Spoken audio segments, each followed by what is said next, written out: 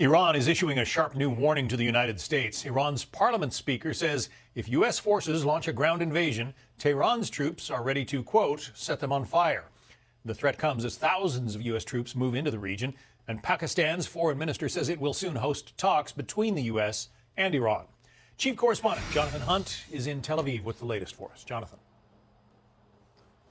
John, a U.S. ground operation may be on the way, and it could happen very soon. That is doing little, though, to deter Iran from continuing to attack Israel and its Gulf neighbors. A missile slammed into southern Israel near the town of Beersheba today, sending a huge plume of gray smoke over the area. Apparently it was some sort of chemical facility that was hit. Local residents were told to keep their windows shut and their air conditioning off because of the toxic fumes produced as a result of that strike. Meantime, the U.S. continues to hit targets throughout Iran, missile launchers and military manufacturing installations among the most recent targets for U.S. aircraft. As those 2,500 Marines you mentioned arrive aboard the USS Tripoli, they would be probably the spearhead for any sort of U.S. ground operation that President Trump decides to order. But Iranian officials are saying they are ready for whatever the U.S. does next, and they are mocking President Trump's decision-making. Listen here. At one moment, he speaks of negotiations, and shortly afterward, he decides to manage the war.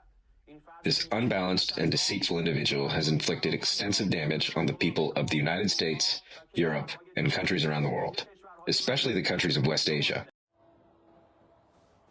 Israel, meantime, is also focusing on the northern frontier, its battle against Hezbollah in Lebanon. Prime Minister Netanyahu said today that he will expand what he calls a security zone into southern Lebanon. He calls it expanding a security zone. Many others call it an invasion, once again, of Lebanon. John? Plenty of controversy in the United States about the Iran war. What about in Israel? Is there a consensus there?